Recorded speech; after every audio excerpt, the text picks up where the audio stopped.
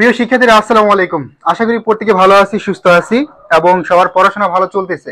ঠিক আছে, তো আমরা মোটামুটি গ্রুপে হচ্ছে তোমাদের ফার্স্ট পেপারের আজকে লাস্ট ক্লাস।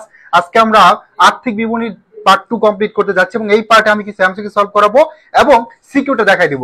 যারা ফার্স্ট পার্টের ক্লাসটা করছে আর্থিক বিবরণী, তোমরা জানো যে ফার্স্ট পার্ট আমি বেসিকটা একদম A to Z ক্লিয়ার করছি এবং এমসিকিউ সবচেয়ে গুরুত্বপূর্ণ যেগুলো ওইগুলো কমপ্লিট করে ফেলছি। আর ডেমো যে সবগুলো আছে বিশেষ করে আর্থিক বিবরণী এবং আয় বিবরণী সেটা আমরা কমপ্লিট করছি। ঠিক আছে, সো আজকে আমি বেসিক্যালি হচ্ছে তোমাদের সিকিউ দেখাবো দুইটা এবং সাথে কিছু সহজ বোর্ড কোশ্চেন সলভ করে দিব। ঠিক আছে, এমসিকিউর জন্য শুরুতে আমরা কয়েকটা এমসিকিউ সলভ করবো 10টার মতো, তারপর হচ্ছে আমরা কি সিকিউ সলভ করব। ওকে, যারা যারা যুক্ত হয়নি দ্রুত যুক্ত হয়ে যাও। আজকের এই ক্লাসটা কিন্তু অনেক বেশি ইম্পর্টেন্ট এবং তোমাদের পরীক্ষা যেহেতু হচ্ছে 26 তারিখে, অবশ্যই তোমরা 3 দিন বা 4 দিন আগে থেকে বাংলা পড়বে। তার মানে আমরা মোটামুটি 20 তারিখের মধ্যে কমপ্লিট করে ফেলবো। ঠিক আছে, আর হিসাব বিজ্ঞানটা যেহেতু ফার্স্ট পেপার শেষ, আর বাকি 2 দিনের মধ্যে ইনশাল্লাহ তোমাদের সেকেন্ড পেপারটাও কমপ্লিট করে ফেলবে তোমাদের শিমুল স্যার। ঠিক আছে, তো আমাকে একটু বলো যে সবকিছু ঠিকঠাক কিনা, সাউন্ড থেকে শুরু করে সবকিছু ঠিকঠাক আছে কিনা। যদি ঠিকঠাক থাকে তাহলে আমরা শুরু করে দিব। আর তার আগে আমি জাস্ট 1 মিনিট সময় নিব, 1 মিনিট সময় নিব, সবাই একটু যুক্ত হয়ে যাও। ওকে, সাউন্ডটা ঠিক আছে, ঠিক আছে। ওকে, আমাদের সাথে অলরেডি জয়েন করছো, সাদিয়া জয়েন করছো, অর্পি জয়েন করছো। সো যারা যারা যুক্ত হয়েছি সবাইকে স্বাগতম জানাচ্ছি। আর যারা এখনো যুক্ত হয়নি কাইন্ডলি যুক্ত হয়ে যাও। ঠিক আছে, আমি জাস্ট 1 মিনিট সময় নিচ্ছি, 1 মিনিটের মধ্যে সবাই যুক্ত হও।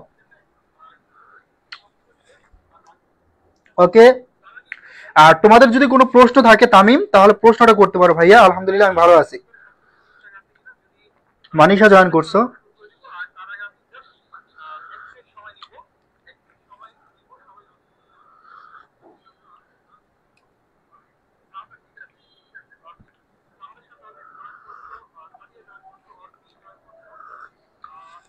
অল ক্লিয়ার না? আলহামদুলিল্লাহ।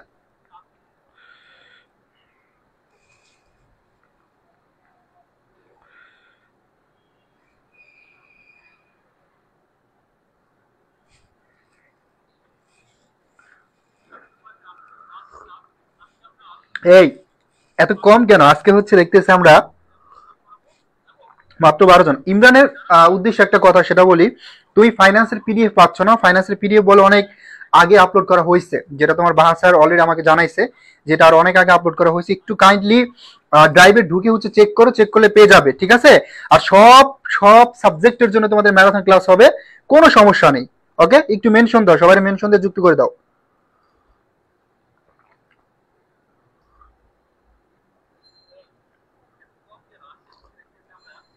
যদি কোনো প্রশ্ন থাকে করে ফেলো।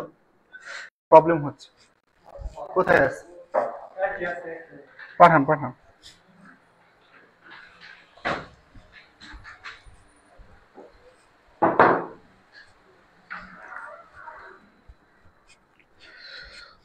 ওকে, তাহলে আমরা শুরু করতে পারি আজকের ক্লাসটি। এবং আজকের ক্লাসে আমরা যেহেতু ফার্স্ট ক্লাসে তোমাদেরকে ডেমো সবগুলো দেখাইছি, অর্থাৎ ধরো আয় বিবরণীতে বিশেষ করে প্রত্যক্ষ আয় কোনগুলা, মোট লাভের মধ্যে কোন এলিমেন্টস গুলো আসে, নিট লাভে, পরিচালনায়, অপরিচালনায়, ঠিক আছে, পরিচালন ব্যয়, অপরিচালন ব্যয়, এগুলো সব দেখাই দিছি। আজকে জাস্ট কিছু কোশ্চেন সলভ করবে ইনশাল্লাহ, তাহলেই হচ্ছে তোমাদেরকে এই টপিকটা পুরোপুরি ক্লিয়ার হয়ে যাবে। ওকে, শুরু করি আমরা। হ্যাঁ, জয় মার্মা বলছো স্যার অ্যাকাউন্টিং এর সিকিউ কোনগুলো প্র্যাকটিস করবো এখন, নাকি শুধু বোর্ড কোশ্চেনের সিকিউ প্র্যাকটিস করবো? এখন জাস্ট তোমার যদি প্রিপারেশন গুছানো থাকে জাস্ট বোর্ড কোশ্চেন সলভ করবে, আর কিছু করা লাগবে না। ওকে, শুরু করি আমরা। কয়েকটা কোশ্চেন শুরুতে আমরা প্র্যাকটিস করব এমসিকিউ, দেন আমরা সরাসরি সিকিউতে চলে যাব। ঠিক আছে, যেমন আমরা ফার্স্ট ক্লাস আবার একটু বলে রাখি, প্রথম ক্লাসটা পার্ট 1 এ আর্থিক বিবরণীর আমরা কঠিন কঠিন ম্যাথ সলভ করছি এবং কঠিন কঠিন থিওরি সলভ করছি। আজকে আমরা বোর্ড কোশ্চেন আসার মতো কিছু ইজি কোশ্চেন সলভ করব, বাট এগুলো বোর্ড কোশ্চেন আসবে। নেট প্রবলেম আমার নাকি ওখানে? এখন সবকিছু ঠিকঠাক আছে? ঠিক আছে, ওকে।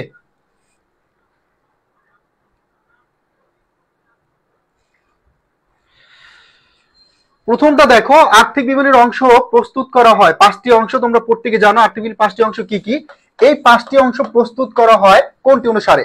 আমরা জানি যে IAS মানে কি, ইন্টারন্যাশনাল অ্যাকাউন্টিং স্ট্যান্ডার্ড। এখানে যে ইন্টারন্যাশনাল অ্যাকাউন্টিং স্ট্যান্ডার্ড 1 2 3 4, এই 4টার মধ্যে কোনটা অনুসারে আর্থিক বিবরণী প্রস্তুত করা হয়? আর্থিক বিবরণী যে 5টি অংশ আছে এটা আমরা মোটামুটি প্রত্যেকে জানি, আন্তর্জাতিক হিসাব মান IAS 1 অনুসারে। কোনটা অনুসারে? IAS 1 অনুসারে, ঠিক আছে। এবং আমরা আরেকটা জানি IAS 16 অনুসারে হচ্ছে তোমার অবচয় অবচয় কি করা হয়, তৈরি করা হয়, ঠিক আছে, বা অবচয় ধার্য করা হয়। এবং আমরা আরো একটা জানি IAS 7 অনুসারে আমরা কি করি, নগদ প্রবাহ বিবরণীটা তৈরি করি। ক্লিয়ার? সো এই তিনটা পয়েন্ট একটু মনে রাখবা, এখান থেকে তোমাদের কোশ্চেন আসবে ইনশাআল্লাহ। নেটওয়ার্কের প্রবলেম ছিল, ওই এখন ঠিক হয়েছে, ঠিক আছে। ওকে ওকে ওকে, অলরেডি সবাই আনসার করে ফেলছো, থ্যাংক ইউ ভেরি মাচ ভাই আপুরা। তো খুব বেশি ভালো লাগতেছে, সবার রেসপন্সটা চাই, দেখতে চাই, এটাই চাই। পিহু, হামিদ, আমার না আজকে কিন্তু স্টুডেন্ট কম, কালকে 30 জন ছিল, তাই না?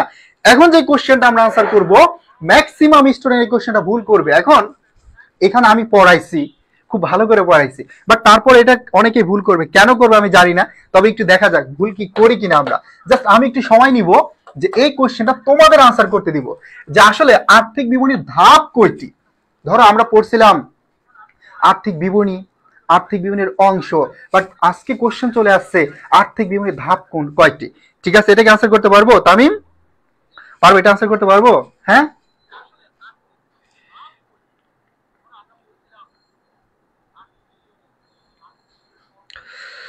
ওকে। সো আমি দেখতে চাই এটা কে কে কার্ড আনসার দিতে পারো।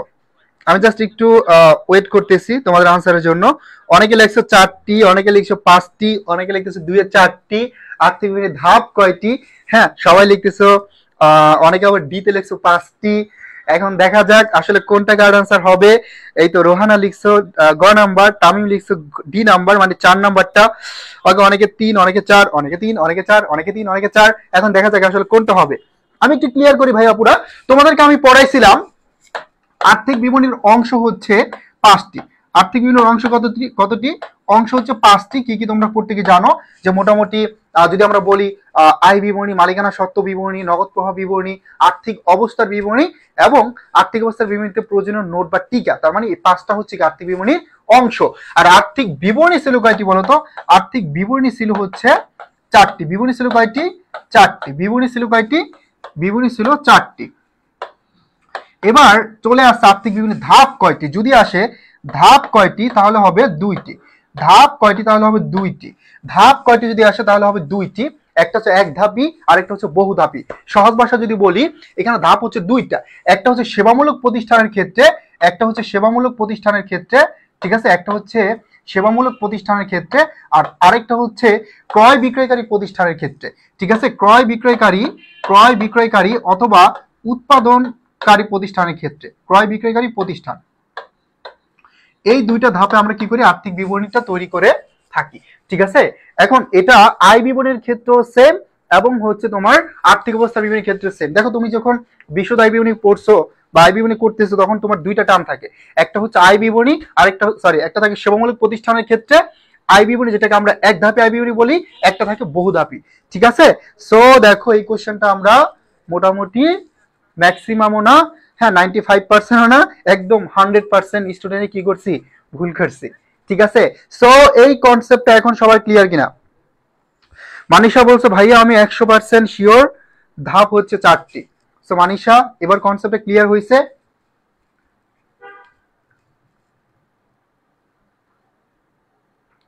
ত্রিমা বলো, ত্রিমা কি? এই এখানে কেন? হ্যাঁ,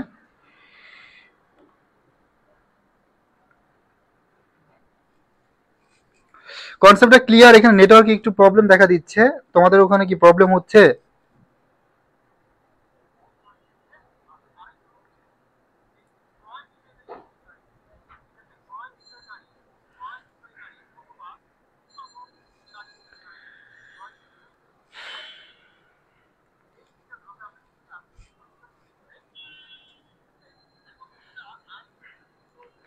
ওকে, সো তার মানে কি তোমরা ছোট্ট করে একটা কি সাকা খেয়ে গেলে না? হ্যাঁ, তোমাদেরকে হচ্ছে যদি পরীক্ষার হলে গিয়ে এই টাইপের ধোকা দেয়, তাহলে তো ভাইয়া অবস্থা খারাপ হয়ে যাবে। ওকে, যাই হোক, আমরা আগে থেকে প্র্যাকটিস করে গেলে আমাদের কেউ ধোকা দিতে পারবে না, কেউ শেখাও দিতে পারবে না। পারবে? কেউ পারবে না, ঠিক আছে। ওকে, সো ক্লিয়ার, থ্যাংক ইউ। তাহলে এটা আমাদের আর ভুল হবে না। মনে রাখবো আর্থিক বিবরণীর অংশ হচ্ছে 5টি, আর্থিক বিবরণী হচ্ছে 4টি, আর্থিক বিবরণীর ধাপ হচ্ছে দুইটি, এক ধাপি বহু ধাপি, অর্থাৎ সেবামূলক প্রতিষ্ঠানের ক্ষেত্রে এক ধাপি আর ক্রয় বিক্রয়কারী প্রতিষ্ঠান বা উৎপাদনকারী প্রতিষ্ঠানের ক্ষেত্রে বহু ধাপি। ঠিক আছে, concept clear? Imran concept clear? সান্ডা আনতে হবে তাইলে ঠিক হয়ে যাবে। এটা সবার ক্ষেত্রে না, বাঙালিরা যদি সান্ডা খায় তাহলে বাঙালি সব অসুস্থ হয়ে যাবে, বুঝতে পারছো? ওকে, পরের প্রশ্নটা একদম বাচ্চাদের প্রশ্ন, এটা সবাই আনসার করতে পারবা। প্রত্যক্ষ পরিচালন ব্যয় কোনগুলো? আমরা জানি যে মোট লাভের উপরে যে অংশটা, এই অংশটা হচ্ছে প্রত্যক্ষ খরচগুলো অ্যাড হয়। বিশেষ করে তোমরা জানো যে জাহাজ ভাড়া, হ্যাঁ, ডক চার্জ, আমদানি শুল্ক, এগুলো হচ্ছে কি মজুরি, কারখানা ভাড়া, এগুলো হচ্ছে কি প্রত্যক্ষ পরিচালন আয়। আর পরোক্ষ কোনগুলা? পরোক্ষ হচ্ছে মোট লাভের পরবর্তীতে নিট লাভের আগের যে ব্যয়গুলো থাকে, বিশেষ করে ওইগুলা। ঠিক আছে, তাহলে ভাইয়া পণ্য ক্রয় এটা একটা প্রত্যক্ষ খরচ, আমদানি শুল্ক এটাও একটা প্রত্যক্ষ খরচ, জাহাজ ভাড়া এটাও একটা প্রত্যক্ষ খরচ। তার মানে 1 2 3, এখানে 1 2 3 তিনটাই হচ্ছে কি তোমার এখানে প্রত্যক্ষ খরচ। 1 2 3 তিনটাই হচ্ছে কি প্রত্যক্ষ খরচ। ক্লিয়ার? বুঝতে পারছি? 3 একটু দ্রুত পড়ালে ভালো হতো। ইমরান, এত দ্রুত পড়ানোর দরকার নাই ভাই, আস্তে আস্তে করো, আস্তে আস্তে পড়ো, আস্তে আস্তে শিখো। ঠিক আছে, যেই জিনিসটা তুমি যত তাড়াতাড়ি পেয়ে যাবা ওইটার স্থায়িত্ব কি খুব কম হবে। ঠিক আছে, সাকসেস কখনো তাড়াহুড়া করে কখনো সাকসেস আসে না, যদিও বাই এনি চান্স তুমি নিয়ে আসো, হ্যাঁ, ওইটা পার্মানেন্ট হবে না বেশি দিনের জন্য, বুঝতে পারছো?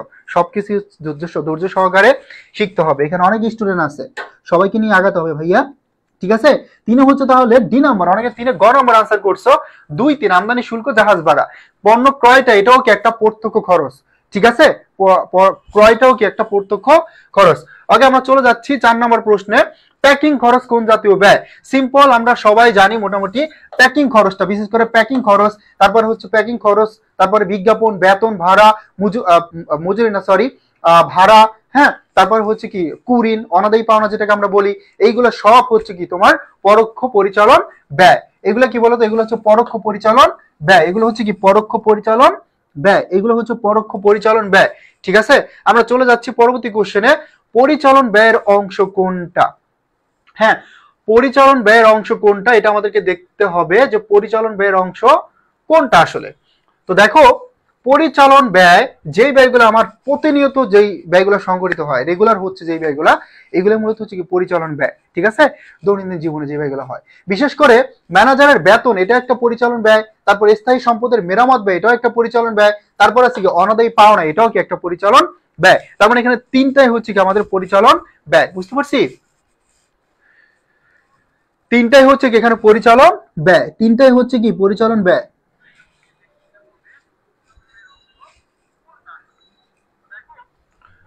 এটা তোমরা দেখো না, অনাদায়ী পাও না, এটা অপশনটা দেখা যাচ্ছে না, এই জন্য হয়তো অনেকে ক নাম্বার আনসার করতেছো।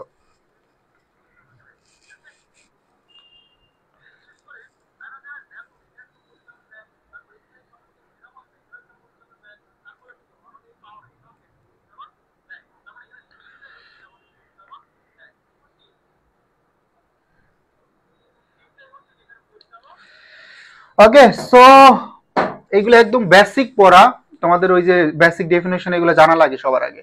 পণ্য বিক্রয়লব্ধ অর্থ, দেখো পণ্য বিক্রয়লব্ধ অর্থ আমরা সর্বপ্রথম যখনই হচ্ছে কোনো আয় বিবরণী করি বা বিশদ আয় বিবরণী করি, সর্বপ্রথম কি চলে আসে বলতো? বিশদ আয় বিবরণী করলে একদম প্রথমে আমরা কি দেখাই? বিক্রয় দেখাই। বিক্রয় থেকে সব ব্যয়গুলো বাদ দেই। বিক্রয় থেকে যদি আমি হচ্ছে বিক্রিত পণ্যের ব্যয় বাদ দেই, বিক্রিত পণ্যের ব্যয়টা, তাহলে আমরা পেয়ে যাই প্রতিষ্ঠানের মোট লাভটা। তাহলে কি পেয়ে যায়? তাহলে পেয়ে যায় প্রতিষ্ঠানের মোট লাভ, প্রতিষ্ঠানের মোট লাভ। ঠিক আছে, কি পাই? মোট লাভ।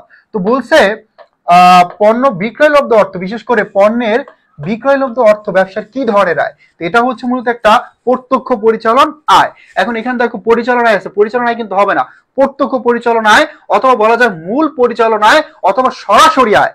ঠিক আছে, অথবা সরাসরি পরিচালন আয়। তোমরা অনেকেই হচ্ছে এই ভুলটা করে ফেলো যে ভাই পরিচালন আয় এবং ব্যয় এটা হচ্ছে কি, এটা হচ্ছে মোট লাভের পরের অংশটা, এটা মনে হয়, কিন্তু হচ্ছে পরিচালন একটা প্রত্যক্ষ, একটা হচ্ছে কি পরোক্ষ। ঠিক আছে, প্রত্যক্ষ কোনগুলা? মোট লাভের আগের অংশগুলা, আর পরোক্ষ কোনগুলা? মোট লাভের পরের অংশ, নিট লাভের আগের অংশ। ঠিক আছে, এই যে এলিমেন্টস গুলো অ্যাড হয় সেগুলো হচ্ছে, তার মানে পণ্য বিক্রয়লব্ধ অর্থ এটা হচ্ছে প্রত্যক্ষ পরিচালন আয়।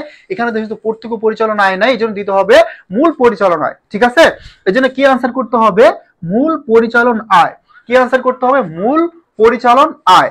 ঠিক আছে, ওকে, পুষ্পিতা আনসার করছো, দিদার আনসার করছো, গ নাম্বার যারা যারা আনসার করছি অল আর কারেক্ট, বাট যারা যারা পরিচালনায় আনসার করতেছি সবাই কিন্তু রং। পরিচালনায় হচ্ছে দুইটা, তোমরা জানো পরিচালনায় কয়টা? দুইটা। একটা হচ্ছে আরো একটা আসলে চালানি কারবারির প্রাপ্ত অর্থ, এটাও পরিচালনার মধ্যে নিতে পারো, তবে এখানে হচ্ছে প্রাপ্ত ভাট্টা আর প্রাপ্ত কমিশন। এই প্রাপ্ত ভাট্টা এবং প্রাপ্ত কমিশন এই দুইটা হচ্ছে পরিচালনায়। কমিশন, এই কমিশনের আরেকটা নাম হচ্ছে দোস্তরি। কি বলা যায়? দোস্তরি। তার মানে এই যে দোস্তরি এইগুলো হচ্ছে কি? এইগুলো হচ্ছে পরিচালনায়, ঠিক আছে। আর এই বিক্রয়লব্ধ যে অর্থটা সরাসরি আসতেছে এটা হচ্ছে আহ 6 গ নাম্বারটা।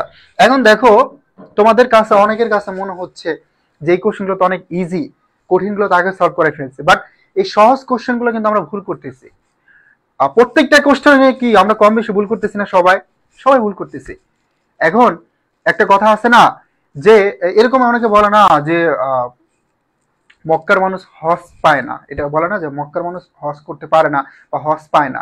এরকম কি হয় জানো, যারা ইউনিভার্সিটিতে ক্লাস করে, যেই স্টুডেন্টগুলো ধরো দূরে থাকে, যাদের ধরো বাসা থেকে ইউনিভার্সিটিতে আসতে 2 ঘন্টা সময় লাগে, আলটিমেটলি ওই স্টুডেন্টরাই ক্লাসে প্রতিদিন আগে চলে আসে, মানে ধরো 10 মিনিট আগে চলে আসছে।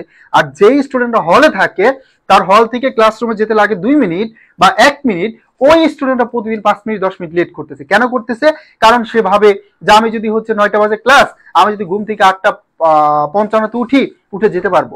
ওই যে অবহেলা করে, অবহেলার কারণে কি এমন হয়, ঠিক আছে। তার মানে আমরা স্টুডেন্টরা বিশেষ করে কঠিন গুলো ভালো করে সলভ করি, আলটিমেটলি ভাবি যে সহজগুলো তো অনেক সহজ, এগুলো তো এমনিতে পারবো, এগুলো পড়া লাগবে না। পরীক্ষার হলে গিয়ে কি হয়, সবচেয়ে সহজ যেই কোশ্চেনগুলো ওইগুলো ভুল হয়, বেশি ভুল হয়। কেন জানো? কারণ হচ্ছে এগুলো প্রপারলি তোমরা রিভিশন দাও না, প্রপারলি টাচ করো না, এই জন্য। সো সহজ কোশ্চেন গুলো আমাদের এই জন্য কি করতে হবে, দেখতে হবে ভালো করে, ঠিক আছে। হাসান আজকে লেট করে জয়েন করছে কেন? হাসান তুমি রেগুলার স্টুডেন্ট, লেট করলে তো হবে না। পরেরটা দেখো, পরোক্ষ পরিচালনায়, এবার বলছে পরোক্ষ পরিচালনায় কোনটি? এই যে দেখো ভাট্টা প্রাপ্তি, ভাট্টা প্রাপ্তি, ভাট্টা প্রাপ্তি, তারপর হচ্ছে কি বলা হয় কমিশন প্রাপ্তি অথবা দোস্তরি প্রাপ্তি, ঠিক আছে। এগুলো হচ্ছে কি পরোক্ষ পরিচালনায়। বুঝতে পারছো তাহলে ডিফারেন্সটা? ডিফারেন্সটা তাহলে বুঝতে পারছি আমরা ভাইয়াপুরে সবাই? বুঝতে পারছি? ওকে ওকে, সো পরবর্তী কোশ্চেনে চলে যাচ্ছি। এই কোশ্চেনটা আমরা সবাই আনসার করতে পারবো, একদম বাচ্চাদের প্রশ্ন। সো আনসার করো।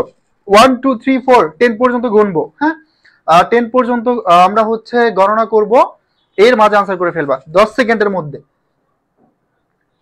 এটা সবাই আনসার করো, 10 সেকেন্ড লাগবে। তামান্না গ নাম্বার আনসার করছো, বুঝে আনসার করছো তো? আর যারা বুঝতে না পারি আমরা একবার দুবার করে বলবো, বললেই হচ্ছে আমি এটা কি করব, আরেকবার রিপিট করব, কোনো সমস্যা নাই। সাথে হচ্ছে গ নাম্বার অরূপা আনসার করছো। মনে হতে পারে কোশ্চেনটা অনেক একটু টাফ হবে বা কমপ্লেক্স, তোমার কাছে মনে হতে পারে যেটা কমপ্লেক্স, বাট এই কোশ্চেনটা কিন্তু অনেক ইজি। কেন বলো তো? কারণ হচ্ছে কি মোট লাভ বের করতে বলছে। এখন মোট লাভের সূত্র কি বলো? মোট লাভের সূত্র কি? মোট লাভ এরকম ছিল যে আমাদের বিক্রয়, এই বিক্রয় থেকে আমি যদি হচ্ছে বিক্রিত পণ্যের ব্যয় বাদ দিয়ে দেই তাহলে কি পাবো? মোট লাভ পাবো। বিক্রয় থেকে বিক্রিত পণ্যের ব্যয় বাদ দিলে আমি কি পাবো? দেখো বিক্রয় আছে কত টাকা? 4 লক্ষ টাকা। কত টাকা? 4 লক্ষ টাকা। এটা থেকে আমি যদি হচ্ছে বিক্রিত পণ্যের ব্যয় 3,10,000 বাদ দেই তাহলে আলটিমেটলি পেয়ে যাব মোট লাভ। সিম্পল, ভেরি সিম্পল, তাই না? তাহলে কি পাবো? মোট লাভ। মোট লাভ, মোট মুনাফা, মোট রেভিনিউ, বাচ্চাদের প্রশ্ন। এখন যদি বলে নিট লাভ কত টাকা, সেটাও আমরা বের করতে পারবো, পারবো না? এই তো এবার সবাই আনসার করতেছে। এখানে তাসকিয়া ফেরদৌস রহমান ইনি, বিশাল নাম, তাই না? ওকে, 8 খ নাম্বার আনসার করছো 90,000 টাকা। ইয়েস, অনেক দেরি করে ফেললাম। হাসান দেরি করা যাবে না, রেগুলার ক্লাস করতে হবে। এবং তোমরা হচ্ছে ম্যারাথন ক্লাস পাবে তোমাদের মেবি 22 তারিখ থেকে হয়তো বা 21 তারিখ থেকে একদম বাংলা, বাংলা ইংরেজি আইসিটি মানে বাংলা দিয়ে শুরু হয়ে যাবে ম্যারাথন ক্লাস, ঠিক আছে। সো কোনো প্রবলেম নাই, ইনশাল্লাহ প্রত্যেকটা সাবজেক্টের একদম বেস্ট একটা প্রিপারেশন তোমরা নিতে পারবে এখান থেকে। আমরা যদি নিট লাভটাও বের করে ফেলি, দেখো এখানে পরিচালন ব্যয় দেওয়া আছে 60,000 টাকা, আর কোনো ব্যয় দেওয়া আছে? দেওয়া নাই। আমাদের যদি নিট লাভও বের করতে বলে তাহলে আমরা বের করে ফেলতে পারবো ইনশাল্লাহ। কেন পারবো? এই যে 60,000 টাকা যদি আমি বাদ দিয়ে দেই এখান থেকে, তাহলে দেখো 30,000 টাকা, এই যে 30,000 টাকা এটা হচ্ছে আমাদের নিট লাভ। এটা কি বলতো? এই 30,000 টাকা হচ্ছে আমাদের নিট লাভ। 30,000 টাকা হচ্ছে আমাদের নিট লাভ। 30,000 টাকা হচ্ছে কি আমাদের নিট লাভ। ওকে, সো আমাদের টিম আনসার করে ফেলছে 30,000 টাকা। Thank you very much. Okay, so সবাই বুঝতে পারছি। সো এমন সহজ সহজ কোশ্চেন কিন্তু আসবে। আজকে সহজ পড়াচ্ছে অনেক, তাই না? সহজ পড়ালে তো ভালো লাগে অনেক। সো কোশ্চেন কিন্তু তোমার স্ট্যান্ডার্ড করতে গেলে অবশ্যই সহজ প্রশ্ন থাকবে, কঠিন প্রশ্ন তো থাকবে, সহজও থাকবে। এই প্রশ্নটা আমার যারা স্টুডেন্ট আছেও এবং যারা ক্লাস করতেছে রেগুলার, এই কোশ্চেনটা 1 সেকেন্ড আনসার করতে পারবো, 1 সেকেন্ড, তাও 100% কনফিডেন্স নিয়ে, সেটা আমি দেখতে চাই।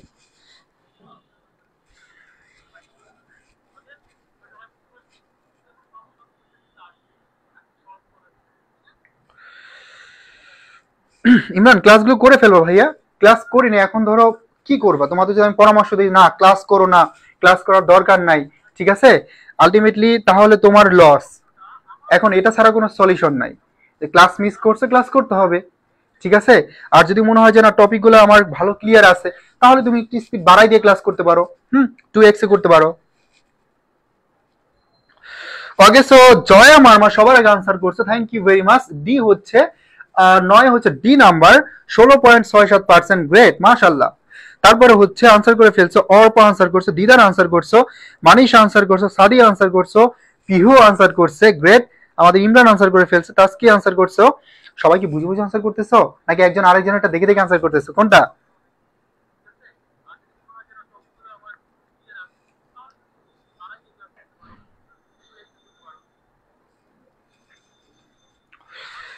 ওকে ওকে ওকে, 9 হচ্ছে ডি নাম্বার।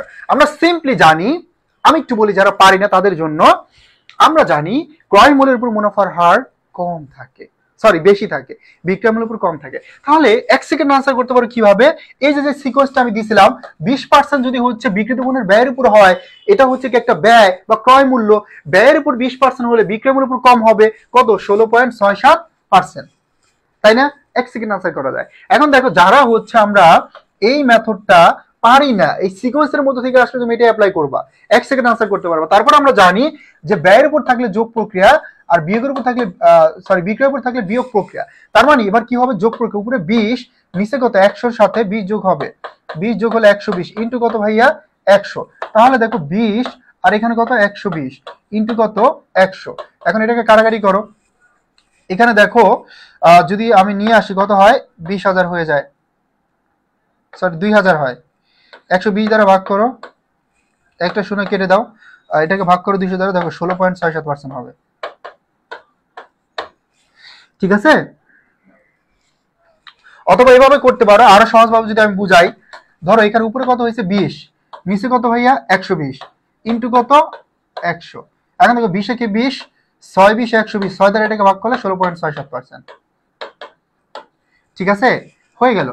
আরো সহজভাবে করতে পারো, ধরো 20 একে 20, আর এখানে কত? 120, তার মানে উপরে কত? 1, নিচে কত? 6, 1/6 মানে কত? 16.67%, ঠিক আছে, সিম্পল। তামিম বলছো না স্যার বুঝে বাজে, থ্যাংক ইউ তামিম। হাসান বলছো 25, এটা 25%, এটা কোনটা? কোন 25% ভাই?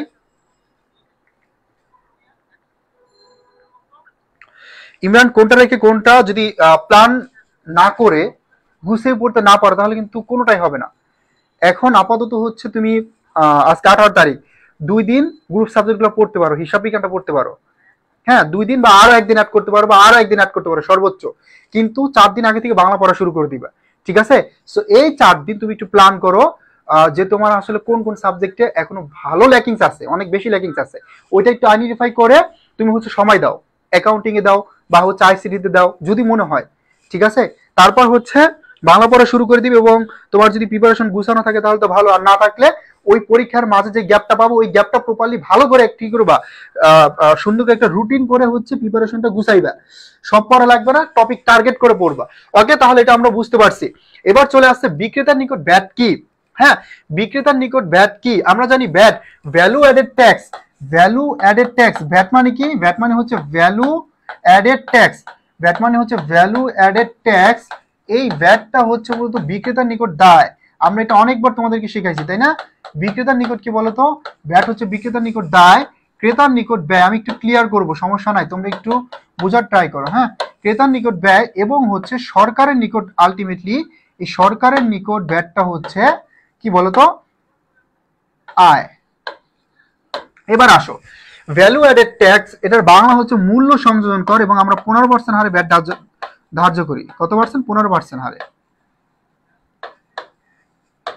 ঠিক আছে, এখন দেখো ভাইয়া, বিক্রেতার নিকট কেন ভ্যাট দেয়? কারণ হচ্ছে বিক্রেতা কি করে, ক্রেতার নিকট থেকে ভ্যাটটা গ্রহণ করে, ভ্যাটের বেনিফিটটা গ্রহণ করে। এখন ভ্যাটের যে বেনিফিটটা সে গ্রহণ করতেছে, এটা কিন্তু আলটিমেটলি সে কি করতে পারবে না, ভোগ করতে পারবে না, এবং সেই সুবিধাটা সে নিতে পারবে না। অবশ্যই সে যদি ভ্যাটটা গ্রহণ করছে ক্রেতার নিকট থেকে, সে কিন্তু দায়বদ্ধ। ভ্যাটের টাকাটা আবার কি করতে হবে, সরকারকে দিয়ে দিতে হবে। এই জন্য ভ্যাটটা হচ্ছে মূলত বিক্রেতার নিকট দায়। ক্রেতা কি করে ভাইয়া, একটা প্রোডাক্টের মূল্য আছে 100 টাকা, এখন একটা প্রোডাক্টের মূল্য 95 টাকা, 5% কত আছে, ভ্যাট আছে, তাহলে টোটাল হলো 100 টাকা। এই যে অতিরিক্ত টাকাটা দিচ্ছে, এটা আলটিমেটলি ক্রেতার জন্য একটা ব্যয়, একটা এক্সপেন্স, একটা খরচ। এই জন্য ক্রেতার নিকট কি ব্যয়, আলটিমেটলি সরকার কি করতেছে, ভ্যাটের পুরো বেনিফিটটা সে কি করতেছে, ভোগ করতেছে। এই জন্য সরকারের নিকট কি ভ্যাটটা আয়। ঠিক আছে, সবাই ক্লিয়ার? সবাই ক্লিয়ারলি বুঝতে পারছি? Got it my dear students? Okay, Tamanna Islam 10 খ নাম্বার, ইয়েস। তাহলে এটা কি কারো ভুল হবে? এটা মূলত হচ্ছে বিক্রেতার নিকট, সেলারের নিকট ভ্যাট হচ্ছে one kind of liabilities. Okay, one kind of কি, লায়াবিলিটিস। ওকে, সো আমরা দুইটা কোশ্চেন সলভ করবো, দেন আমরা সিকিউতে চলে যাব। দুইটা কোশ্চেন 11 এবং 12 মনে হতে পারে বিশাল বড় প্রশ্ন, কিন্তু ভাইয়া এই প্রশ্নগুলো কিন্তু খুবই ইজি হয়। তোমরা যেই প্রশ্নগুলো অনুচ্ছেদ দেওয়া থাকবে, এগুলো দেখে ভয় পাবে না। এই কোশ্চেনগুলো তুমি সহজে সলভ করতে পারবা, ঠান্ডা মাথায় সলভ করবা। আবার বলে দিচ্ছি, যদি দেখো প্রশ্ন অনেক বড়, কোশ্চেন অনেক বড়, কোনো টেনশন নেই, তুমি জাস্ট কোশ্চেনের মেন পয়েন্টটা পড়ে ফেলবা, শেষের অংশটুকু পড়ে দেখবা আসলে তোমাকে কি ক্যালকুলেশন করতে বলছে, এটা আইডেন্টিফাই করে ফেলবা। ঠিক আছে, তাহলে দেখো এখানে বলছে আসমানি, এখানে কি বলছে, আসমানি এন্টারপ্রাইজ 2011 সালের নিট লাভ কত টাকা হবে? Clear sir, thank you Tamim. কি বের করতে বলছে, নিট লাভ। এবার দেখো এখানে সাল আছে 3টা, ভালো করে খেয়াল করবা, 9, 10, 11। তার মানে 11 সালের নিট লাভ বের করতে বলছে। 11 সালে দেখো 2,60,000 টাকা আমাদের মোট লাভ দেওয়া আছে।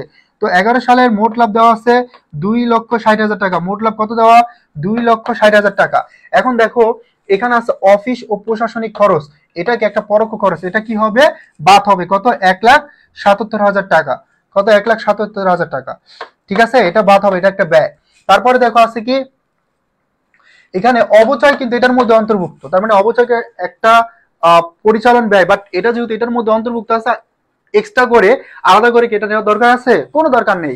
ঠিক আছে, তারপর দেখো বিক্রয় এবং বিতরণ খরচ, যে বলা যায় যে এটা বিজ্ঞাপনের মতো, এটা একটা পরিচালন ব্যয়, কত টাকা, 80,000 টাকা। যদি আমরা বাদ দেই, এখানে দেখো বিবিধ আয় আছে, বিবিধ আয়টা হচ্ছে তোমার প্রত্যক্ষ হয়, এটা হচ্ছে তোমার মোট লাভের সাথে জড়িত, নিট লাভের অংশ না, এই জন্য এটা কি অ্যাড হবে না এখানে। তাহলে এখানে দেখো আমরা যদি বাদ দিয়ে দেই, তাহলে 3,000 টাকা হয়। এই 3,000 টাকা হচ্ছে কি তোমার নিট আয়, নিট মুনাফা, নিট আয়, নিট লাভ, নিট প্রফিট, নিট রেভিনিউ। বিকল্প নামগুলো মনে রাখবা, হ্যাঁ, সুন্দর করে মনে রাখবা। 11 ক নাম্বার, সবার আগে কে আনসার করছে, আমাদের তামান্না ইসলাম সবার আগে আনসার করে ফেলছে। Great, thank you very much Tamanna. Sadia answer করছো, থ্যাংক ইউ। বাকি যারা আছে সবাই কি পারতেছি? না পারলে কোনো সমস্যা নাই, মনোযোগ দিয়ে ইনশাল্লাহ ক্লিয়ার হয়ে যাবে। ঠিক আছে,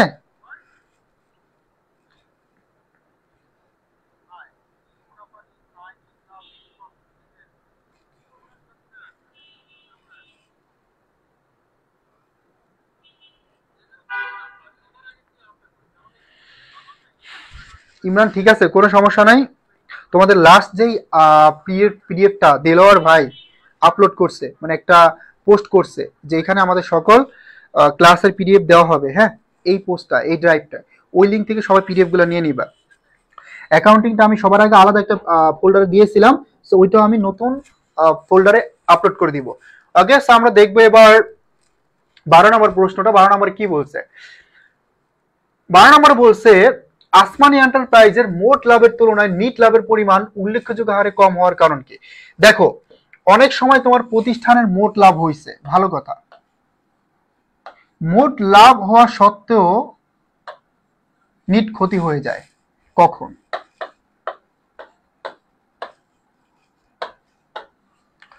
কখন হয় বলো তো? ধরো তোমার প্রতিষ্ঠানের মোট লাভ আছে 100 টাকা।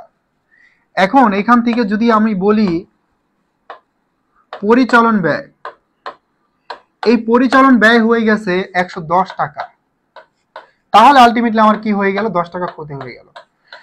তো ওরা এটাই বলছে, আমার একটু প্রবলেম হচ্ছে,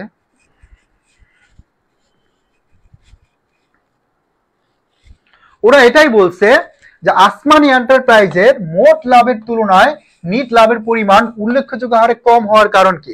কম হওয়ার কারণ হচ্ছে প্রশাসনিক ব্যয়ের আধিক্য। আধিক্য মানে কি? বেশি।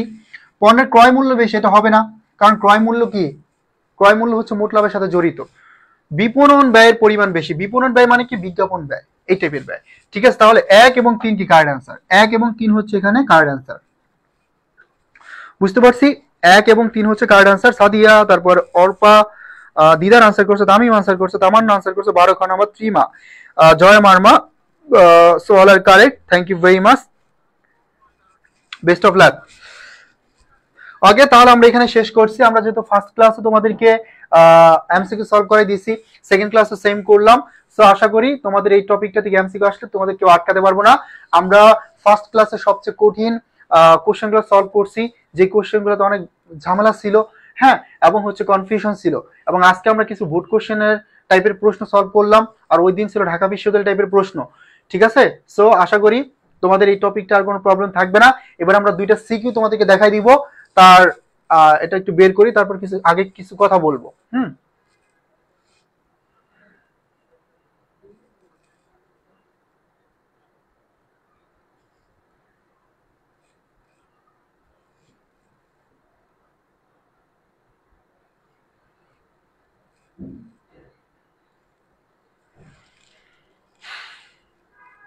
শোনো, এখান থেকে তোমরা বিশেষ করে এই পিডিএফটা কিন্তু অনেক আগে দেওয়া হয়েছে, আর বন্ধের আগে, বিশেষ করে বন্ধের আগে আমি তোমাদেরকে বলে দিছিলাম যে তোমরা এই পিডিএফ থেকে অবশ্যই অবশ্যই আর্থিক বিবরণী যে ইনফরমেশন গুলো দেওয়া আছে, ডেমো সবগুলো দেওয়া আছে, আমি দেখাই দিছি, তারপরে তোমরা একটু দেখবা যে আসলে চলতি সম্পদের মধ্যে কোন উপাদানগুলো যাচ্ছে, স্থায়ী সম্পদের মধ্যে কোনগুলো যাচ্ছে, বিনিয়োগের মধ্যে কোনগুলো যাচ্ছে, এইগুলো তোমাদেরকে দেখতে বলছি, তাই না? পাশাপাশি আমি আরেকটা কথা বলছিলাম যে অবশ্যই অবশ্যই তোমরা এই জিনিসটা ক্লিয়ার করবা, আর্থিক বিবরণী যে সিকোয়েন্সটা, বিশেষ করে সমন্বয় দাখিলার এন্ট্রিগুলো, এটা তোমরা একটু বেশি জোর দিবা। আর্থিক অবস্থার বিরুদ্ধে তুমি ফুল মার্ক পাবে যদি সমন্বয় দাখিলার এন্ট্রিগুলা আগে মাথায় রাখতে পারো, এবং তুমি যদি কিছু ম্যাথ প্র্যাকটিস করো, তখন দেখবা তোমার ভিতরে একটা আইডিয়া জেনারেট হয়ে যাবে যে অ্যাকচুয়ালি কোন অ্যান্টিগুলোর সাথে সমন্বয় অ্যান্টির কাজ হয়। বিশেষ করে দেখো, আমি যদি পরিচালন ব্যয়ে যাই, এখানে কোন অ্যান্টিগুলোর সাথে সমন্বয় অ্যান্টির কাজ হবে? বিশেষ করে দেখো, বেতনের সাথে থাকে, হ্যাঁ, তারপরে বিজ্ঞাপনের সাথে থাকে, তারপর স্থায়ী সম্পদ যদি থাকে সেটার সাথে অবচয় বেশিরভাগ ক্ষেত্রে সমন্বয় অ্যান্টি থাকে। সো তুমি কয়েকটা ম্যাথ প্র্যাকটিস করলে বুঝতে পারবা সমন্বয় অ্যান্টি কোনটার সাথে জড়িত। সমন্বয় অ্যান্টি ভুল না করলে তোমার আর্থিক অবস্থায় কোনো প্রবলেম হবে না। আবার বলে রাখি, যারা আর্থিক বিবরণীতে দুর্বল আছো, তারা যেহেতু এই টপিকটা থেকে 2টা কোশ্চেন মাস্ট দেওয়া লাগবে, ম্যান্ডেটরি। তার মানে এখানে তুমি 20-এর মধ্যে 20 না পাও, তুমি যদি সিকোয়েন্স অনুসারে প্রত্যেকটা, ধরো আয় বিবরণী, আর্থিক অবস্থা মানে ক্রমানুসারে সাজাতে পারো, হ্যাঁ, চলতি সম্পদ, তারপরে বিনিয়োগ, স্থায়ী সম্পদ, এগুলো সঠিকভাবে সাজাতে পারলে পার্সিয়াল মার্ক কিন্তু তুমি 15 থেকে 16 মার্ক পেয়ে যাবে। এই জন্য এমন ভয় বা এমন মেন্টালিটি মাথায় সেট করো না যে আমি আর্থিক বিবরণী মিলাতে না পারলে আমাকে একও দিবে না। তুমি যা সিকোয়েন্স অনুসারে বসাতে পারলে মার্ক পাইবা। ঠিক আছে, তাহলে আমরা এবার শুরু করি। যেহেতু তোমরা জানো যে বোর্ডের যে ধারণ ক্ষমতা, এতে একটা কোশ্চেন কখনোই বোর্ডে একসাথে রাখা পসিবল না, এই জন্য তোমরা সুন্দর করে একটা স্ক্রিনশট নিবা, তাহলে ইজিলি হচ্ছে কি করতে পারবা, কোশ্চেনটা দেখতে পারবা। আমাদের 2টা পার্ট স্ক্রিনশট নেওয়া লাগবে। এখানে যে পরিমাণ ছোট করে দিচ্ছি, দেখো ছোট করে দিচ্ছি, তাও হচ্ছে না, আমি নামগুলো বন্ধ করে দেই। এখানে একটু তোমরা একটা স্ক্রিনশট নাও, বাকি আরেকটা পার্ট স্ক্রিনশট নেওয়া লাগবে, এবং শুধু তোমরা নিলে হবে না, আমার স্ক্রিনশট নেওয়া লাগবে, কারণ আমি কোশ্চেনটা সলভ করে দিব।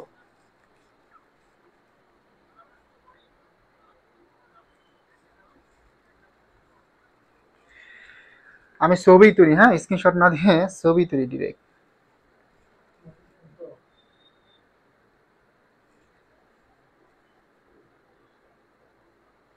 ডান। ওকে, এই পার্টটা সবার ডান। আমরা চলে যাচ্ছি সেকেন্ড পার্টে। সেকেন্ড পার্টটা আমরা একদম প্রশ্ন সহকারে কি করতে পারবো, একটা স্ক্রিনশট নিতে পারবো ইনশাল্লাহ। ঠিক আছে, তো এই পার্টটার আমরা একটা স্ক্রিনশট নিয়ে নিলাম, ডান। ওকে, এবার আমি তোমাদেরকে যদি বলি, আমরা শুরুতেই হচ্ছে এই স্ক্রিনশট ডান হয়েছে, সবার নেওয়া হয়েছে, সবার নেওয়া হয়েছে কিনা আমাকে একটু বলো। আমি শুরুতে সমন্বয়গুলোর একটু টার্মগুলো একটু দেখবো, দেন হচ্ছে কোশ্চেন সলভিং এ চলে যাব। ঠিক আছে, সবাই একটু আমাকে একটু বলো স্ক্রিনশট নেওয়া হয়েছে, কথা কেন বলি না, কথা কেন বলি না, দ্রুত বলো।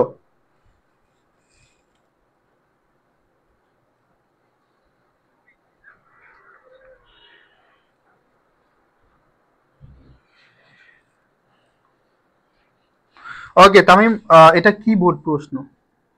হ্যাঁ হ্যাঁ, এটা বোর্ড প্রশ্নই, বোর্ড প্রশ্ন হোক যে প্রশ্ন হোক, তোমরা স্ক্রিনশট নাও। তাহলে আমি সরাসরি আলোচনায় চলে গেলাম। আমি শুরুতে তোমাদেরকে একটু সমন্বয়গুলো একটু দেখাবো, বিশেষ করে সবাই একটু খেয়াল করো ভালো করে। দেখো অগ্রিম ভাড়া 4/3 মেয়াদ উত্তীর্ণ হয়েছে, তার মানে এখানে যেই পরিমাণ অগ্রিম ভাড়া দেওয়া আছে সেখানে টোটাল কত, 4 ভাগ, 4/3 মেয়াদ উত্তীর্ণ হয়েছে। মেয়াদ উত্তীর্ণ হয়েছে মানে কি, ব্যয় হয়ে গেছে। তাহলে এখানে টোটাল ভাড়াকে আমরা 4 দ্বারা ভাগ করে 3 দ্বারা গুণ করব, যতটুকু ব্যয় হয়েছে ব্যয়টুকু যাবে কোথায় বলতো, ব্যয় হয়েছে ব্যয় যাবে আয় বিবরণীতে, এবং সম্পদ যাবে এক অংশ যে বাকি রয়েছে ব্যয় হয় নাই, এটা হচ্ছে কি তোমার, এটা হচ্ছে অগ্রিম ভাড়া। এই অগ্রিম ভাড়াটুকু তোমার তাহলে কি সম্পদ, এটা যাবে আর্থিক অবস্থা বিবরণী চলতি সম্পদ পাশে। এই যে দেখো আমরা আলাদা করে ফেললাম। তারপর দেখো অনুপার্জিত সেবায়ের 50,000 টাকা উপার্জিত হয়েছে, অনুপার্জিত সেবায় 50,000 টাকা উপার্জিত হয়েছে। এখন তুমি দেখবা যে প্রশ্নে অনুপার্জিত আয় কত দেওয়া আছে, আমরা একটু পরে দেখবো। তো যতটুকু অনুপার্জিত আয় দেওয়া আছে পুরোটা হচ্ছে দায়, তো এখান থেকে 50,000 টাকা কি অর্জিত হয়ে গেছে। তাহলে এই 50,000 টাকা যেটা অর্জিত হয়েছে এটা হচ্ছে আমাদের যাবে আয় বিবরণীতে সেবা হিসাবে, আর বাকি যতটুকু অনুপার্জিত আছে এইটুকু হচ্ছে আমার যাবে আর্থিক অবস্থার বিবরণীতে চলতি দায় হিসাবে। ক্লিয়ার? তারপর যদি দেখো অব্যবহৃত সাপ্লাইস 30,000 টাকা, এই অব্যবহৃত সাপ্লাইস এটা মূলত একটা চলতি সম্পদের মতো কাজ করে, এটা যাবে আর্থিক অবস্থার বিবরণী সম্পদ পাশে।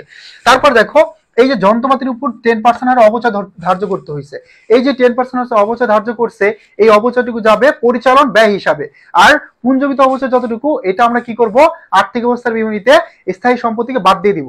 ঠিক আছে, এই যে দেখো 4টা সমন্বয়টি, আরো যদি বেশিও থাকে, এই 4টা সমন্বয়টি তুমি শুরুতে কি করবা, এই 4টা সমন্বয়টি শুরুতে মাথায় সেভ করে ফেলবা, মানে জাস্ট একটু মাথায় রাখবা। তুমি যখন আয় বিবরণী বর্ণন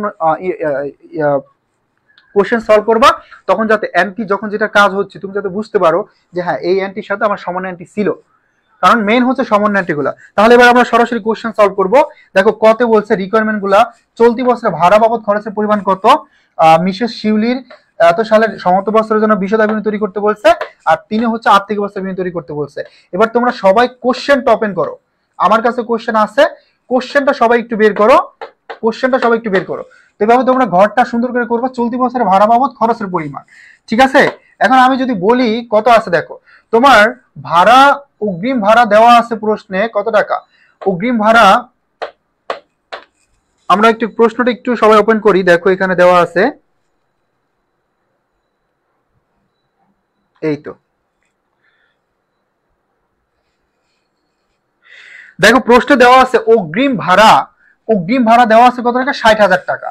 এখন এই যে 60,000 টাকা অগ্রিম ভাড়া দেওয়া আছে, এই অগ্রিম ভাড়ার 4/3 অংশ কি হয়ে গেছে, খরচ হয়ে গেছে।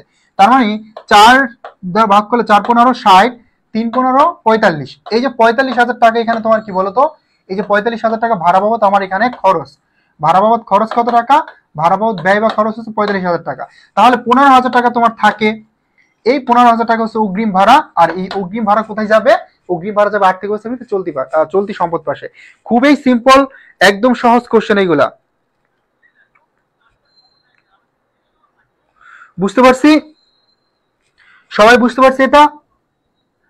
তার মানে এখানে এই যে যতটুকু মেয়াদ উত্তীর্ণ হয়েছে এটুকু হচ্ছে খরচ বা ব্যয়, এটুকু যাবে হচ্ছে পরিচালন ব্যয় হিসাবে, আর যতটুকু তোমার হচ্ছে অগ্রিম রয়ে গেছে এটা যাবে আর্থিক অবস্থার বিবরণীর চলতি সম্পদ পাশে। এবার আমরা সরাসরি কি করব, আয় বিবরণী তৈরি করে ফেলবো। হ্যাঁ, এবার আমরা বিশদ বিবরণী তৈরি করব। বিশদ বিবরণী এটা হচ্ছে বহুধাপী ক্রয় বিক্রয়কারী প্রতিষ্ঠানের ক্ষেত্রে এটা হয়। তো দেখো শুরুতে আমরা দেখব আয় কত দেওয়া আছে। প্রথমে যদি আমরা দেখি প্রশ্ন, দেখো ভালো করে সবাই একটু খেয়াল করো, প্রশ্ন দেখো সবাই একটু প্রশ্ন দেখো, যে প্রশ্ন তোমার ভাইয়া দেওয়া আছে কি, দেওয়া আছে সেবায় 10,000 টাকা। সেবায় কত টাকা দেওয়া আছে? সেবায় দেওয়া আছে 2,10,000 টাকা। এখন তুমি সমন্বয়নটিতে যাও, সমন্বয়নটিতে দেখো, ভালো করে দেখো যে বলা আছে অনুপার্জিত সেবায়ের অর্জিত হয়েছে 50,000 টাকা। তার মানে যতটুকু তোমার হচ্ছে সেবায় অর্জিত হয়ে গেছে, অনুপার্জিত সেবায়ের যতটুকু অর্জিত হয়েছে ততটুকু কি আমার আয় হয়ে গেছে, আয় হিসাব অর্জিত হয়ে গেছে। হ্যাঁ, তাহলে এটুকু কি করবো, সেবায়ের সাথে ও অনুপার্জিত সেবায়ের যতটুকু অর্জিত হয়েছে সমন্বয়টি এইটুকু আমরা যোগ করে দিব। কত? 50। তাহলে 2,10,000 আর 50 কত হয়? 2,60,000। 2,60,000, তার মানে আমার মোট আয় কত হলো? 2,60,000। এবার তুমি রেও মিলে একটু একবার করে একটু চোখ বুলিয়ে দেখো, রেও মিলটা একবার একটু চোখ বুলিয়ে দেখো যে এখানে আর কোনো আয় আছে কিনা। এখানে কিন্তু আর কোনো আয় নাই। একজন লেখছে অগ্রিম ভাড়া 45,000 টাকা। না রে ভাই, 3 ভাগ ব্যয় হয়েছে, তো ভাড়া ব্যয় হয়ে গেছে যেটা, ওইটা হচ্ছে তোমার ব্যয়। আর অগ্রিম ভাড়া তাহলে থাকে এক অংশ, তাহলে 15,000 টাকা অগ্রিম থাকে, অগ্রিম ভাড়া। আগে তার মানে আমরা মোট আয়টা বের করে ফেলছি এবং আমরা দেখতে পাচ্ছি এখানে আর কোনো আয় নাই। এবার আমরা চলে যাব ব্যয়ে। ব্যয় সমূহ দেখবো কি কি আছে। প্রথমে দেখো ভাড়া বাবদ যে খরচটা, এটার যে সমন্বয়নটি আছে, আমরা অলরেডি ক নাম্বারে কতটুকু ভাড়া বাবদ খরচ হয়েছে এটা আমরা বের করে ফেলছি, 45,000 টাকা। ঠিক আছে, তারপর দেখো সাপ্লাইস। এই সাপ্লাইজের সাথে সমন্বয়নটি আছে, একদম শেষের সমন্বয়নটি দেখো। সাপ্লাইজ তোমার প্রশ্নে বা রেও মিলে দেওয়া আছে 1,70,000 টাকা। এবার তুমি সমন্বয়নটিতে যাও, সমন্বয়নটিতে দেখো লেখা আছে অব্যবহৃত সাপ্লাইজ কত টাকা? 30,000 টাকা। তার মানে আমার সাপ্লাই যতটুকু ছিল অব্যবহৃত, মানে কি বছর শেষে এইগুলো এখনো ব্যবহার করা হয় নাই। যতটুকু অব্যবহৃত আছে এতটুকু আমার চলতি সম্পদ, আর যতটুকু অলরেডি ব্যবহৃত হয়ে গেছে এটা কি আমার ব্যয়। তার মানে ভাইয়া পুরা এখানে এই অব্যবহৃত সাপ্লাইজ আমি বাদ দিলে সাপ্লাইজ বাদ ব্যয় হয়েছে কত টাকা? 1,40,000 টাকা। এবার আসো পরের এন্ট্রিটা দেখো, প্রত্যেকে ভালো করে খেয়াল করো। যন্ত্রপাতির উপর অপচয় 10%। আমরা জানি যন্ত্রপাতির উপর অপচয় স্থায়ী সম্পদ, যে কোনো স্থায়ী সম্পদ, এটা হোক দালান কোঠা, হ্যাঁ দালান কোঠা বলো, তারপরে হচ্ছে যন্ত্রপাতি বলো, কম্পিউটার বলো, হ্যাঁ এইগুলো সব হচ্ছে কি, সব হচ্ছে তোমার অব্যবহৃত, সরি, সবগুলোর উপর কি হয়? অপচয় হয়। ঠিক আছে, আর অপচয়টা আমরা ব্যয় হিসাবে দেখাবো, পরিচালন ব্যয়। তো সিম্পল, যন্ত্রপাতির অপচয় দেখো সুন্দর করে শেষের অ্যান্টিটায় দেওয়া আছে যে যন্ত্রপাতির অপচয় 10%। তার মানে রেও মিলে একটু খেয়াল করো যে যন্ত্রপাতি দেওয়া আছে কত টাকা? 3,00,000 টাকা। 3,00,000 টাকা 10% কত? 30,000 টাকা। এই 30,000 টাকা হচ্ছে তোমার অপচয়। এই 30,000 টাকা কি তাহলে তোমার অপচয়। ঠিক আছে, এবার দেখো বেতন দেওয়া আছে 40,000 টাকা। ভালো কথা, এই বেতনের সাথে আবার সমন্বয়টিতে দেখো লেখা আছে বকেয়া বেতন। ঠিক আছে, পাশে লেখা আছে বকেয়া বেতন। তার মানে এটার সাথে আমার 60% কি আছে? 60% হচ্ছে বকেয়া। তো বেতনের সাথে বকেয়া বেতনটা আমরা কি করব? বেতনের সাথে বকেয়া বেতন যোগ হয়। আর যদি হচ্ছে তোমার অগ্রিম বেতন থাকে তাহলে এটা কি হতো? অগ্রিম বেতন থাকলে সেটা বাদ হতো। ঠিক আছে, মারুফ জয়েন করছো, মারুফ আচ্ছা, মারুফ অনেক কিছু মিস করে ফেলছো অলরেডি। হচ্ছে আমরা এমসিকিউ সলভ করে ফেলছি, সিকিউ মোটামুটি শেষের দিকে। ঠিক আছে, শুরু থেকে ক্লাস করে নিবে। ওকে মারুফ, ওকে। সো তাহলে বকেয়া বেতনটুকু আমাদের কি হয়ে যাবে? যোগ হয়ে যাবে 60,000 টাকা। টোটাল 40 আর 60 কত? 1,00,000 টাকা। কারণ এখানে তোমার 40% দেওয়া আছে, 60% বকেয়া, তার মানে টোটাল 100%। আর বকেয়াটা অলওয়েজ আমাদের কি হয়? আমাদের হচ্ছে বেতনের সাথে যোগ হয়। এবার আমরা ঋণের সুদটা বের করব। কি বের করব? ঋণের সুদ। দেখো রেওয়ামিলে বলা আছে যে ঋণের সুদটা দেওয়া আছে, এটা সুন্দর করে একটু দেখো প্রত্যেকেই, কোশ্চেনটা একটু দেখো, কোশ্চেনটা একটু বের করো।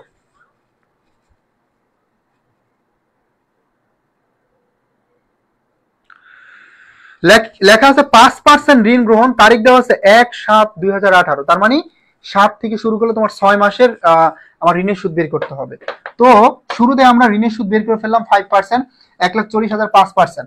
এখন আমার তারিখটা খেয়াল করতে হবে। তারিখে দেওয়া আছে কত? তারিখে দেওয়া আছে,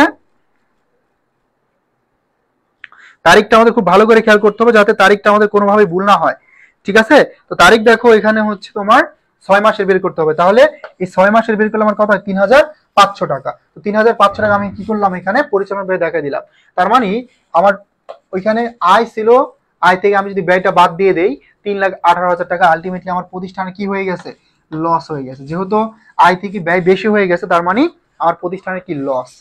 আয় থেকে ব্যয় যেহেতু বেশি হয়ে গেছে তার মানে কি আমার প্রতিষ্ঠানের লস হয়ে গেছে। Okay, clear?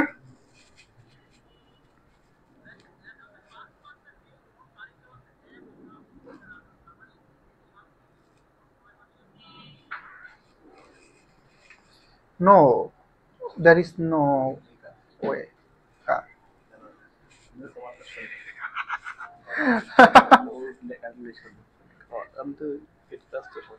দিলেন আঙ্কেল কই? হেই ক্যাটিন, হেই অনেক পড়া আছে বাকি। আচ্ছা, এটা সবাই বুঝতে পারছি। তার মানে দেখো সিকিউতে তুমি জাস্ট কি করবে, সিকোয়েন্স গুলো মনে রাখবা। সিকোয়েন্সটা মনে রাখতে পারলে, আরে ভাই, সিকোয়েন্সটা মনে রাখতে পারলে তুমি সহজে বুঝতে পারবা যে কোন অ্যান্টির সাথে সমান অ্যান্টি গুলো আছে, এবং সহজভাবে তুমি আর্থিক ইভেন্টে মিলিয়ে ফেলতে পারবা। এবার আমরা হচ্ছে clear, Trima clear, Didar Joy clear, thank you very much, Hasan clear, জি স্যার, ওকে ওকে। সো আমরা এবার আর্থিক অবস্থা বিবরণী তৈরি করব আংশিক। মিসেস শিউলির আর্থিক অবস্থা বিবরণী আংশিক আমরা এবার তৈরি করব। সিম্পল ভাইয়া, কোনো কথা নাই। তুমি যেটা করবা, রেওয়া মিলটার একদম শুরু থেকে দেখবা যে কোন অ্যান্টিগুলো আসলে চলতি সম্পদ হিসাবে যায়, একটা একটা করে দেখো। প্রথমে আমরা চলতি সম্পদ হিসাবে একদম শুরুতে নগদ তহবিল বা হাতে নগদ, এটা দেখবা যে শুরুতে দেওয়া আছে। আর যদি কোনো সমান অ্যান্টি থাকে, আমরা সমান অ্যান্টি যদি আগেই ক্যালকুলেশন করছি, তার মানে এখানে কোনো কি ছিল না, এখানে কোনো সমান অ্যান্টি ছিল না। তার মানে নগদ তহবিল 35,000 টাকা সরাসরি আমি লিখে ফেললাম, এটা একটা চলতি সম্পদ। অগ্রিম ভাড়া, এই যে দেখো অগ্রিম ভাড়া আমার রেওয়া মিলে দেওয়া আছে কত, 60,000 টাকা, এটার কাজ অলরেডি করে ফেলছি। এবং আমরা মেয়াদ উত্তীর্ণ যতটুকু ভাড়া 45,000 টাকা খরচ হয়েছে, এটাও কিন্তু বের করছি। তার মানে এই যে 15,000 টাকা, এটা কি তোমার আলটিমেটলি আমার অগ্রিম ভাড়া হিসাবে আছে। অগ্রিম ভাড়া কি একটা চলতি সম্পদ। আমি বলছিলাম শুরুতেই সমান অ্যান্টিগুলো যখন করছি যে এতটুকু যাচ্ছে আই বিবৃতি, এতটুকু যাচ্ছে আর্থিক অবস্থার বিবৃতিতে, ঠিক আছে।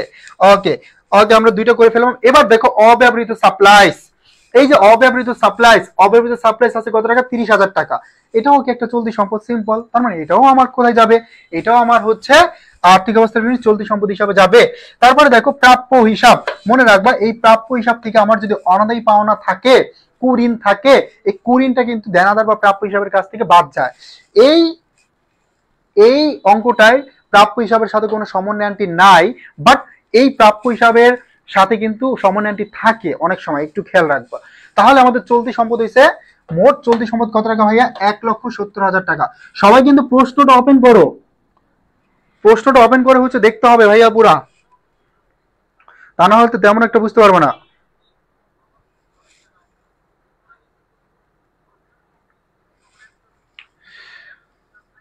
ওকে, সো আমাদের আংশিক করতে বলছে, তো এখানে হচ্ছে মোট চলতি সম্পদ বের করতে বলছে এবং মোট চলতি দায় বের করতে বলছে। এখানে তোমার বলে নাই যে ফুল আর্থিক অবস্থার বিবরণী তৈরি করতে। একটা জিনিস মাথায় রাখবা, দুইটা আর্থিক অবস্থার বিবরণী, হ্যাঁ, এখানে হচ্ছে একটা দেখবা তোমার আংশিক চাইবে, আরেকটা হচ্ছে ফুল করতে হবে। এবং যদি আংশিক নাও বলে, দেখবা যে আর্থিক অবস্থার বিবরণীতে তোমার শুধুমাত্র সেবামূলক প্রতিষ্ঠানের ক্ষেত্রে আমরা কি করি, এক ধাপই আর্থিক আয় বিবরণী করি, আর্থিক অবস্থার বিবরণী করি। সরাসরি কি করি, আমরা হচ্ছে আয় থেকে ব্যয়গুলো বাদ দিয়ে দিই, ঠিক আছে, এইভাবে আসবে। আর একটা আংশিক থাকার পসিবিলিটি 99%, আর একটা ফুল তোমার আনসার করতে হবে। জাস্ট সিকোয়েন্সটা মনে রাখবা, কোনটার সাথে কোন কাজগুলো এইগুলো মনে রাখবা। আরেকটা বিষয় মাথায় রাখবা, সেটা হচ্ছে আসলে সমন্বয়ের যে কিছু অ্যান্টি আছে, প্রত্যেকটা অ্যান্টি, বিশেষ করে আমরা বুঝতেই পারলাম যে অবচয়ের সাথে কি, অবচয় সবসময় সমান অ্যান্টি থাকে, মানে আর্থিক অবস্থার বিবরণীর সাথে আমার বিশেষ করে স্থায়ী সম্পদগুলা, দালান কোঠা, হ্যাঁ, তারপরে যদি আমরা বলি যন্ত্রপাতি, কম্পিউটার, এগুলোর সাথে দেখবো অবচয় থাকবে 10% বা 6%। ঋণের সাথে একটা সুদ থাকে, ভাড়া ব্যয় এগুলোর সাথে থাকে, অনেক সময় বিজ্ঞাপনের সাথে থাকে, অবশ্যই প্রাপ্য হিসাবের সাথে কুঋণটা থাকেই থাকে, ঠিক আছে। এই টার্মগুলো একটু মাথায় রাখবা, তাহলেই ইনশাল্লাহ মিলাতে পারবা। আমরা তাহলে চলতি দায়গুলো একটু দেখি একবার করে। এখানে দেখো শুরুতে আমরা বকেয়া বেতনটা, এটা আমরা খ নাম্বারে অলরেডি ক্যালকুলেশন করে ফেলছি, ঠিক আছে। সেখানে বকেয়া বেতন কত ছিল, বকেয়া বেতন ছিল 60,000 টাকা, যেটা আমরা বেতনের সাথে যোগ করছি, তো এইটুকু আমরা এখানে যোগ করে দিলাম। দেন দেখো অনুপার্জিত সেবায়, আমরা জানি যে অনুপার্জিত সেবা আয় এটা কি, এটা হচ্ছে ওয়ান কাইন্ড অফ লায়াবিলিটিস। এখন এই অনুপার্জিত সেবায় যতটুকু অর্জিত হয়েছে, এটা আমরা অলরেডি সেবার সাথে যোগ করে দিয়েছি, সেবায়ের সাথে আয় বিবরণীতে দেখাইছি। এখন যতটুকু এখনো অনুপার্জিত আছে, মানে উপার্জিত হয় নাই, এতটুকু আমরা কি করব, চলতি দায় হিসাবে দেখাই দিব, দ্যাটস ইট, ঠিক আছে। তো অনুপার্জিত সেবায় এখানে আমার কত আছে, 25,000 টাকা হবে, কারণ 75 থেকে আমার অর্জিত হয়ে গেছে 50, বাকি থাকে 25,000 টাকা। ওকে, সো আমরা দেখি আর কি কি আছে। ঋণের বকেয়া সুদ, যেটা আমরা অলরেডি খ নাম্বারে তারিখ সহ একটু ঝামেলা ছিল, ওইটাও আমরা ক্যালকুলেশন করছি, কত টাকা, 3500 টাকা। এবং সর্বশেষ প্রদায় হিসাব, প্রদায় হিসাবের সাথে কোনো সমান অ্যান্টি নাই, তার মানে ডিরেক্টলি আমি প্রদায় হিসাব 50,000 টাকা বসাই দিয়েছি। তো আমি চলতি দায়টাও বের করে ফেললাম, 1,38,500 টাকা, ঠিক আছে। তো চলতি দায় আর চলতি সম্পদ দুইটাই আমাদের কি হয়ে গেছে, অলরেডি ক্যালকুলেশন আমরা করে ফেললাম। এখানে যেহেতু হচ্ছে ফুল আমাকে ক্যালকুলেশন করতে বলে নাই, তার মানে আমার কিন্তু মিলানো লাগতেছে না, ঠিক আছে? একদম সরাসরি চলতি দায়টা চলতি সম্পদটা দেখাই দিলে হয়ে যাবে। ওকে, এখন আমি আরেকটা ম্যাথ একটু তোমাদেরকে সামারাইজ করে দিব, যেহেতু সেই ম্যাথটা আমরা ডিটেলসে শিখলাম, একদম প্রত্যেকটা সমন্বয়টি ভেঙে ভেঙে দেখছি। সো আশা করি এই ম্যাথটা পুরোপুরি তোমরা বুঝতে পারছো এবং কোথায় জোর দিতে হবে এটাও অলরেডি তোমাদের আইডিয়া হয়ে গেছে। সো এখানে একটা ম্যাথ দেখো, ঢাকা বোর্ড 2019 2। এই ম্যাথটা তোমরা বাসায় নিজেরা করবা, ঠিক আছে? প্রত্যেকে করে হোমওয়ার্ক থাকবে তোমাদের এবং সবাই সাবমিট করবা, ঠিক আছে? হোমওয়ার্ক। এখানে আমি একটু সমন্বয়গুলো তোমাদের একটু দেখাই দিব। এবার সমন্বয়টা একটা বেশি আছে 5টা। তো দেখো এখানে কি আছে, সেবা প্রদান করা হয়েছে কিন্তু পাওয়া যায়নি 20,000 টাকা। তার মানে সেবা প্রদান করা হয়েছে কিন্তু পাওয়া যায়নি। এটা মূলত কি? এটা বকেয়া, বকেয়া সেবা প্রাপ্য। মানে কি বকেয়া সেবা যতটুকু আছে এটা হচ্ছে তোমার কি বলতো, এটা হচ্ছে সম্পদ হিসাবে যাবে, চলতি সম্পদ হিসাবে। তারপর দেখো প্রতি মাসে বিমা খরচ 1,000 টাকা করা হয়েছে। তো প্রতি মাসে যদি হয়, এক মাসে কত 1,000, 12 মাসে কত 12,000 টাকা। যদি এখন দেখবা যে বিমা তোমার অগ্রিম বিমা কত দেওয়া আছে প্রশ্নে, সেটা থেকে খরচ যতটুকু হয়েছে বাদ দিয়ে দিবা, দ্যাটস ইট। বের হয়ে যাবে তোমার হচ্ছে কতটুকু এখন অগ্রিম আছে। সাপ্লাইস মজুদ রয়েছে, মানে কি অব্যবহৃত সাপ্লাইস যতটুকু মজুদ আছে এইটুকু যাবে আর্থিক অবস্থা বিভিন্ন চলতি সম্পদ পাশে, আর যতটুকু ব্যয় হয়ে গেছে তোমরা আইবিএমতে দেখাই দিবা। ওকে, অনুপার্জিত সেবায়ের 5,000 টাকা উপার্জিত হয়েছে, অলরেডি সেম সমন্বয়টি আমরা 1 নম্বর ম্যাথে সলভ করছি। যতটুকু অর্জিত হয়েছে এটা আয় হিসাবে যোগ হবে, আর যতটুকু এখন অনুপার্জিত আছে তোমরা চলতি দায় হিসাবে দেখাই দিবা। তারপর দেখো এই যে অবচয় আছে আসবাবপত্রের উপর, স্থায়ী সম্পদ থাকবে। ওকে, এবার দেখো ব্যবহৃত সাপ্লাইস বের করতে বলছে, নিট আয় বা নিট ক্ষতির পরিমাণ বের করতে বলছে, আর আর্থিক অবস্থার বিবরণী বের করতে বলছে। আর এটা একটু ডিফারেন্স বলছে কি, কার্যকরী মূলধনের পরিমাণ নির্ণয় করতে। কার্যকরী মূলধনের পরিমাণ বের করতে হলে কি করতে হবে, চলতি সম্পদ বের করতে হবে, চলতি দায় বের করতে হবে, দুইটা বাদ দিয়ে দিবা, দ্যাটস ইট, বের হয়ে যাবে। ওকে, আর আর্থিক অবস্থার বিবরণী ফুল যদি তোমাদের নাও মিলে, আমি যেভাবে দেখাই দিলাম এভাবে করলে ইনশাল্লাহ দেখবা যে হচ্ছে তোমরা এখানে পার্সিয়াল মার্ক 16, 17 চলে আসবে 20-এর মধ্যে, ঠিক আছে? আর্থিক অবস্থার মধ্যে কোনো ভয় নাই। সমন্বয়টির কাজগুলা মাথায় রাখবে, একটু মাথায় রেখে যখন হচ্ছে তুমি আয় বিবরণী করতেছো, আর্থিক অবস্থার বিবরণী করতেছো, কোন অ্যান্টিগুলোর সাথে সমন্বয়টি জড়িত থাকে এটা কিন্তু তোমাদের অলরেডি আইডিয়া হয়ে গেছে। ওভাবে কাজগুলো করলে ইনশাল্লাহ না মিললে একটা পার্সিয়াল মার্ক পাবে। আর কয়েকটা ম্যাথ একটু বেশি বেশি প্র্যাকটিস করলে ইনশাল্লাহ তোমরা মিলাতে পারবা, ঠিক আছে? তাহলে হচ্ছে এখানেই শেষ করছে আজকের ক্লাসটি। সবাই ভালো থাকি, সুস্থ থাকি। আমাদের মোটামুটি ফার্স্ট পেপার অফিসিয়ালি আজকেই শেষ হচ্ছে ক্লাস। তারপর যদি প্রয়োজন আমি একটা ক্লাস অতিরিক্ত নিব তোমাদের, ঠিক আছে? আর সেকেন্ড পেপারটাও আমরা ইনশাল্লাহ 2 দিনের মধ্যে কমপ্লিট করে ফেলবো, তোমাদের শিমুল স্যার।